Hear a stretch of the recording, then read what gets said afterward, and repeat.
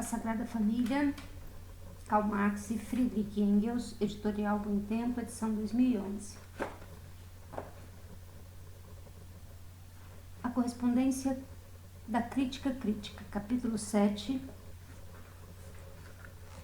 subtítulo 1, páginas 165 a 170. Subtítulo 1, A Massa Crítica, por Karl Marx. Nota 1 da epígrafe. Onde pode alguém estar melhor do que no seio de sua família? Nota NIA. Citação da comédia de um ato intitulado Lucille, do escritor francês Jean-François Marmontel. Cena 4. Nota da tradução. A crítica crítica, em sua existência absoluta, na condição de Senhor Bruno, declarou a humanidade em massa, toda a humanidade que não é crítica crítica, como sua antítese, como seu objeto essencial. Essencial porque a massa existe ad majorem, gloriam Dei. Nota 2, para a maior glória de Deus. Nota NIA. Da crítica, do espírito, objeto porque ela é simplesmente a matéria da crítica crítica. A crítica crítica proclamou a sua relação com a massa com a relação histórica universal do presente. No entanto, uma antítese histórica universal não pode ser criada apenas através do esclarecimento de que a gente se encontra em oposição ao mundo inteiro. Alguém pode até imaginar que é a pedra de toque do escândalo universal apenas porque, devido a seus descuidos, escandaliza universalmente, para que haja uma antítese histórica universal. Não basta que eu declare o mundo como minha antítese, mas é preciso, por outro lado, que o mundo me declare como sua antítese essencial, que me trate e reconheça como tal. Pois bem, a crítica crítica alcança esse reconhecimento através da sua correspondência, que tem por missão testemunhar ante o mundo tanto o ofício redentor crítico quanto o escândalo geral do mundo ante o evangélico crítico. O evangelho crítico. A crítica crítica é seu próprio objeto, na condição de objeto do mundo, e sua correspondência tem o papel de mostrá-la enquanto tal, enquanto interesse universal presente.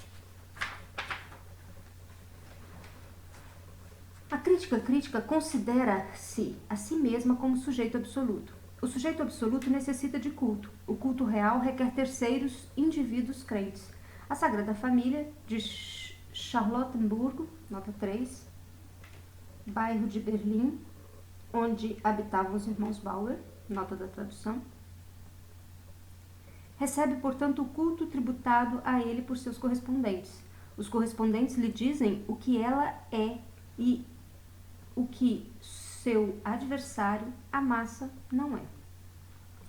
É óbvio que, ao expor desse modo a opinião que a crítica tem de si mesma, como a opinião do mundo ao realizar seu conceito, a crítica peca por inconsequência. Dentro dela mesma se manifesta uma espécie de formação de massa, qual seja a formação de uma massa crítica, cuja missão monossilábica consiste em servir de eco incansável aos tópicos críticos. Todavia, essa inconsequência é perdoável, justamente devido à consequência. A crítica crítica, que não mora em meio ao mundo pecador, tem de estabelecer um mundo pecador dentro de sua própria morada. O correspondente da crítica crítica, o membro da massa crítica, não passeia sobre pétalas de rosa. Seu caminho é um caminho difícil, cheio de espinhos. É o caminho crítico. A crítica crítica é um senhor espiritualista, a pura espontaneidade, actos puros. Nota 4, ação pura. Intolerante com qualquer interferência de fora. O correspondente pode ser apenas um sujeito aparente, portanto, e apenas em aparência pode adotar uma atitude independente ante a crítica crítica.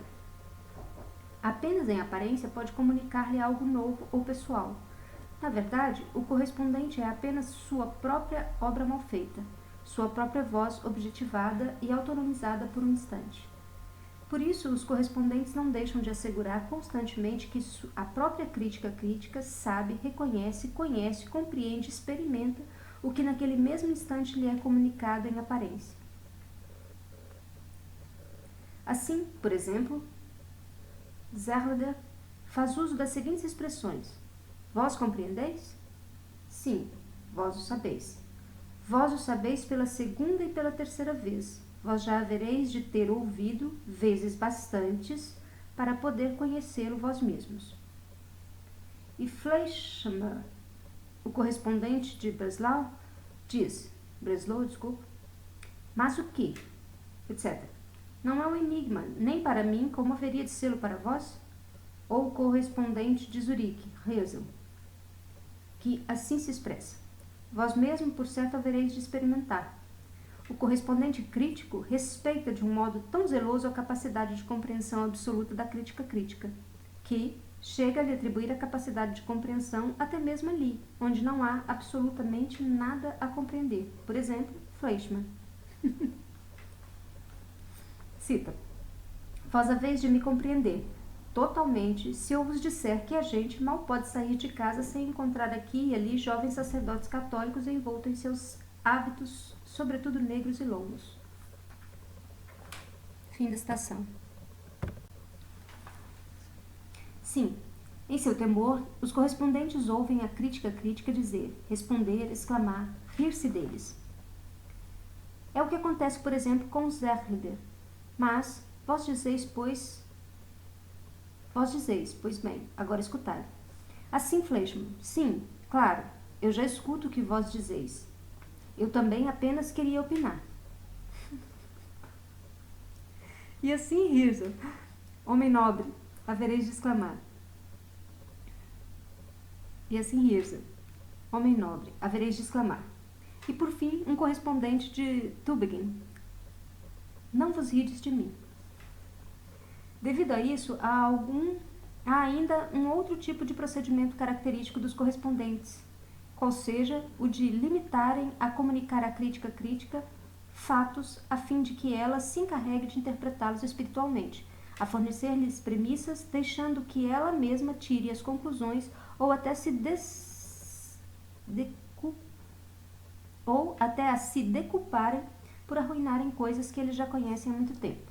Assim, Zerleder: a única coisa que pode fazer vosso correspondente é traçar um quadro, uma pintura dos fatos.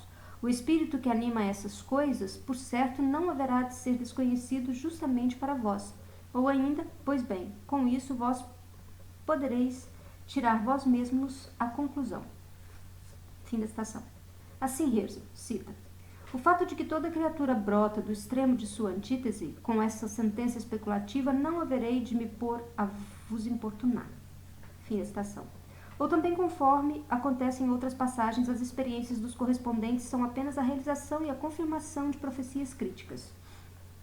Assim, Fleischmann cita: vossa previsão se cumpriu. Fim da citação. Assim, Zerleder cita: as tendências que vos descrevi como cada vez mais difundidas na Suíça, longe de serem funestas, são apenas venturosas, apenas uma confirmação de vosso pensamento, já tantas vezes expressado, etc. Fim da citação. A crítica, por vezes, se sente obrigada a expressar a condescendência da qual dá provas ao aceitar se corresponder, e ela funda essa condescendência no fato de que o correspondente resolveu de modo feliz uma tarefa qualquer. E assim o senhor Bruno escreve ao correspondente de Tübingen. Cita: é realmente uma inconsequência da minha parte o fato de eu responder tuas cartas. Por outro lado, mais uma vez tu observaste algo tão certeiro que eu não posso deixar de te conceder o esclarecimento que me pedes. Fim da citação. A crítica deixa que lhe escrevam da província, não da província em seu sentido político, como conforme se sabe não existe em lugar nenhum na Alemanha, mas da província crítica, cuja capital é Berlim. Berlim, a sede dos patriarcas críticos e da Sagrada Família Crítica, enquanto a massa crítica habita nas províncias. E os provincianos críticos apenas ousam implorar a atenção da suprema instância crítica entre reverências e desculpas.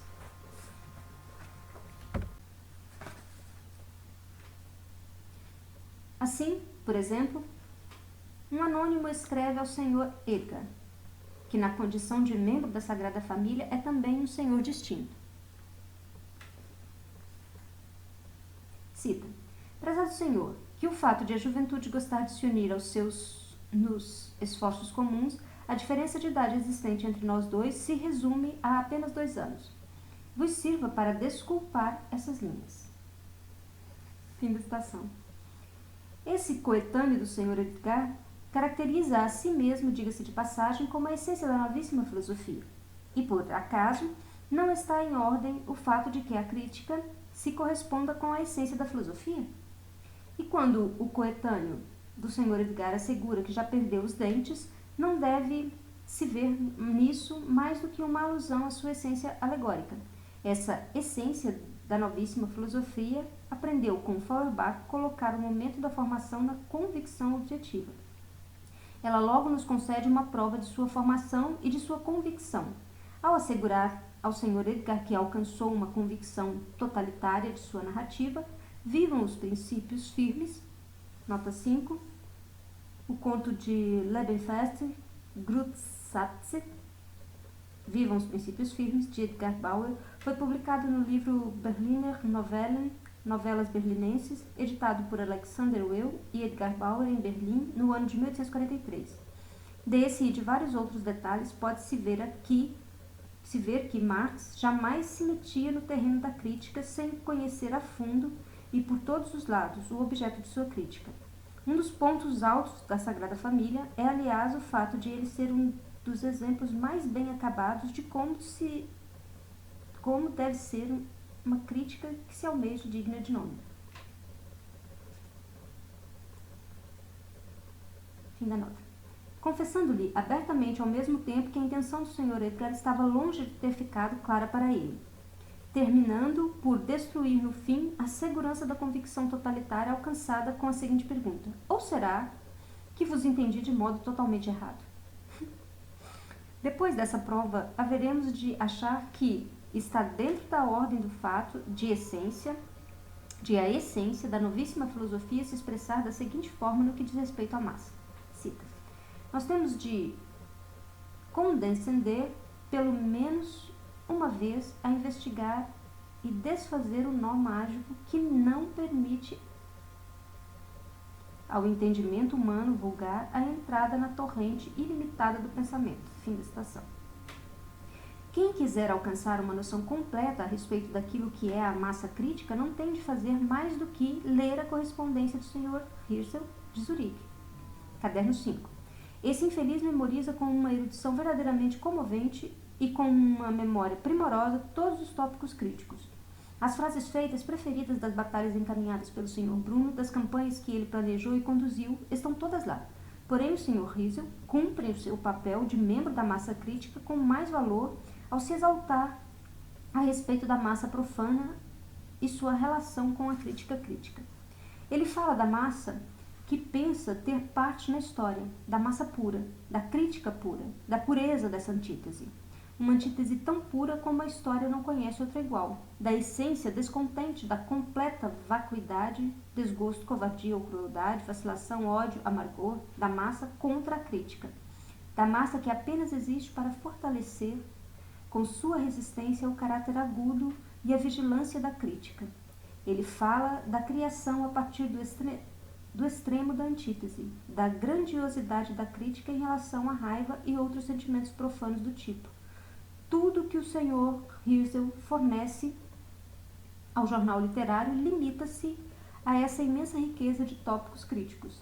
Assim como ele censura a massa por se contentar com simples boas intenções, com a boa vontade, etc., assim mesmo ele se contenta a si mesmo na condição de membro da massa crítica com frases feitas, com expressões de sua mentalidade crítica, de sua crença crítica, de sua boa vontade crítica, deixando a ação, o trabalho, a luta e as obras a cargo do Sr. Bruno e Cia. Apesar da espantosa descrição que os membros da massa crítica elaboram a respeito da tensão histórica universal do mundo profano contra a crítica crítica, para os infiéis, pelo menos, não foi comprovado ainda o fato dessa tensão histórica universal. A repetição serviçal e a crítica das ilusões e pretensões críticas através da boca dos correspondentes apenas confirma que as ideias fixas do Senhor não ou são também as ideias fixas de seu cérebro. É certo, no entanto, que um dos correspondentes críticos tenta provar a partir dos fatos. Cita: Vós vedes, ele escreve à Sagrada Família que o jornal literário cumpre sua finalidade, quer dizer, não encontra nenhuma ressonância. Ele apenas conseguiria encontrar ressonância se fizesse coro à ausência de pensamentos, se vós avançasseis com orgulho ao som de companhias e expressões que servissem de tema e musiquinhas fáceis de serem executadas. Fim da citação. Ao som de campainhas e expressões que servissem de tema a musiquinhas fáceis de serem executadas. Vê-se que o correspondente crítico se esforça em marchar por aí ao som de músicas que não são fáceis de serem executadas. No entanto, sua interpretação do fato de o jornal literário não encontrar ressonância tem de ser rechaçada como puramente apologética.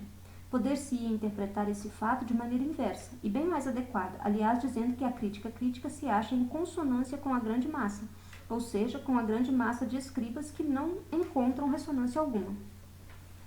Não basta, portanto, que os correspondentes críticos dirijam sua expressão crítica como se fossem orações à Sagrada Família, e, ao mesmo tempo, pragas rogadas contra a massa.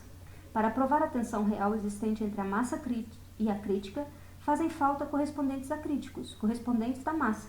Fazem falta verdadeiros deputados da massa ante a crítica crítica. Por isso, a crítica arruma um lugarzinho também para a massa a crítica.